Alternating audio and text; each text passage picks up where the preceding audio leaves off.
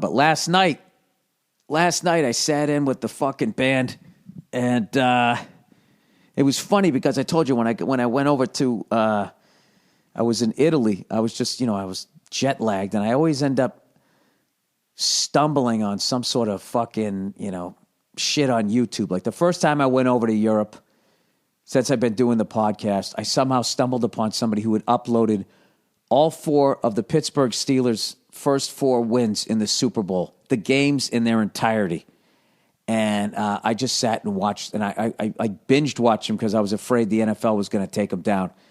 And every time I go over there, I find something fucking I just end up in some weird part of the fucking internet where I find something cool. And I ended up getting across, I don't know, I was just thinking about back in the day. Somebody asked a question about like me taking drum lessons and who I studied with. And how I used to be at this music store that was in downtown Brockton. I don't even know if it's there anymore. That was yet another victim of Guitar Center. But that reminded me that one of the big drummers out of there was that Bobby Chouinard. I hope I'm saying his name right. Chouinard, however you say it. And I was like, he used to play for Billy Squier. And I started watching Billy Squier. And then I was like, this fucking guy was great. It's a great front man. He sort of straddled the line of fucking rock band, pop band. Did it great. And even the video that they said, took him down. If you close your eyes, that was a hit song in the 80s. Total hit song. They just had the wrong video. And unfortunately, they didn't have another hit after that. So that's the last thing everybody remembers, right? Your last season. You're only good as your last game, right? So anyways, long story short, a friend of mine hit me up, and he mentioned he was doing a show. Frankie Perez, who, if you guys ever saw that time, I got to sit in with Dave Kushner and a couple of his buddies, wink, wink, and play Highway to Hell. He was the lead singer. This guy's just like a fucking amazing singer. So he mentioned that he was going to be down at, there's a bowling alley. The fuck is it even? I never know the names of places. It's right on like Hollywood Boulevard, right around the corner from where they do the Oscars. And so he said his band was playing. I was like, yeah, I'd love to go down and fucking see you play or whatever, yada, yada, yada. And then he goes, hey, man, you want to sit in on a song? And I told you, that's my fucking rule. I don't force my Hollywood. I don't force my hobby. Jesus Christ, there's a fucking Freudian slip. I don't force my ego. I don't force my hobby on you. But if you ask me, I'm going to say yes. I don't give a shit how terrifying the situation is. I'm going to say yes. So I go, all right, well, we'll figure out this song. I said, by the way, man, this guy is way better than people remember. And I sent him this Billy Squier, The Lonely is the Night. And then he wrote back, he goes, dude, I fucking love that guy. He goes, you want to do that song? And that just struck me as funny. I was like, yeah, let's fucking do it. Everybody's always playing AC/DC, Zeppelin, and all that shit. I'm like, fuck it, let's do it. So then I was texting my other buddies saying, yeah, man, we're going to do Lonely is the Night by Billy Squier. And they were all like, that's an interesting choice.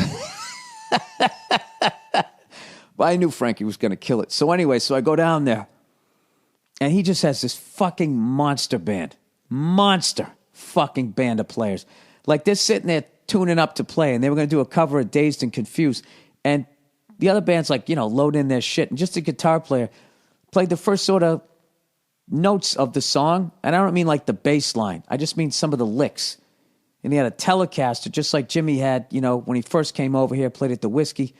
And I was just like, oh, fuck, are they going to do Dazed and Confused? And then he fucking, he breaks out the bow. And I swear to God, man, it sounded like the album.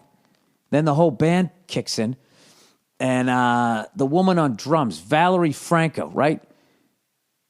There's like a house drum kit. She says, get that shit out of there. Puts in her own fucking kit. She's got a Vista-like kit. What do they call it? The candy striped vintage one.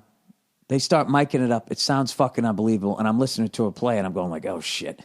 I got to go on after that. Like, they're going to pass off one song to me after she plays, right? And this is just the sound check.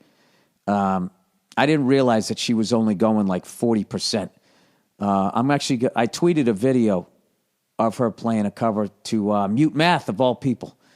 And I heard that she's going to be doing something with Darren King, their drummer. But, dude, I got to tell you, when that fucking show started, the woman that I saw at soundcheck was like it was not the same person, and I was blown away by the soundcheck. Dude, she fucking destroyed.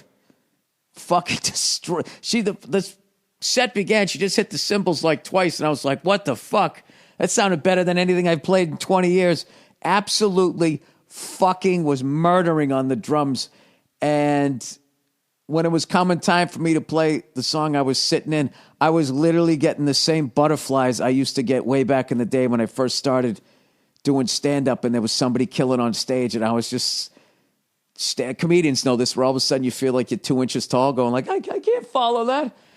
So she gets off, right? They finish thing, murders it for 6, 7 songs, and then she comes back, hands me the stick. She's just like, all right, you're up. And I'm like, yeah, yeah, no problem, right?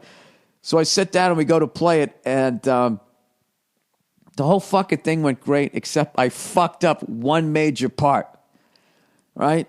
Like the guitar riff, ba-na-na-na-na-na. There's a part where the whole band drops out, and the guitar plays, right? Da-na-na-na-na-na. And then on the snare and the floor tom, you and the bass player at the same time go, ga-ga-ga-ga, just like that. Da-na-na-na-na-na, ga-ga-ga-ga, ba-na-na-na-na-na, right? I fucking forgot to do that part. So the guitar player, total rock star, goes, ba-na-na-na-na-na, and I missed my cue, and then, so it's just the bass player going, boop, boop, boop, boop. No, boop, boop, boop, boop. I felt like such a fucking asshole. I think I literally said, oops. Like if anybody, for whatever reason, was filming during that, if, everybody's got the fucking iPhones. If anybody, you might even see me say, oops. But I don't think anybody noticed, because I think most of the crowd was like, what fucking song is this? But it ended up going. I was nervous about the first part, because the first time they drop out, he does all the cymbal barks and a couple of nods to Bonham there, and those things went off without a hitch. So then you start, dude, it's all like, I've found the few times I've ever sat in a band, the second you lose your focus, you just can't do it.